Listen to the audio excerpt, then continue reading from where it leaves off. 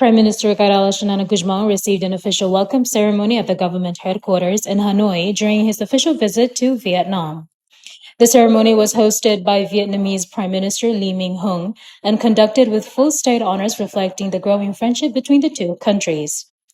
Following the welcome ceremony, the two leaders held bilateral talks to review the progress of cooperation and discuss new opportunities for partnership. The Prime Minister also witnessed the signing of several memoranda of understanding aimed at strengthening cooperation between Timor-Leste and Vietnam. The agreement covered key sectors, including education, higher education, diplomatic cooperation, visa facilitation, and media collaboration.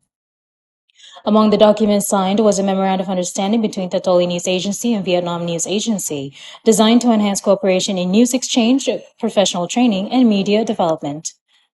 Both leaders reaffirmed their commitment to deepening bilateral relations and expanding cooperation in areas that contributed to economic growth, capacity building, and regional integration. The visit marks another important step in strengthening the long-standing friendship and partnership between Timor-Leste and Vietnam.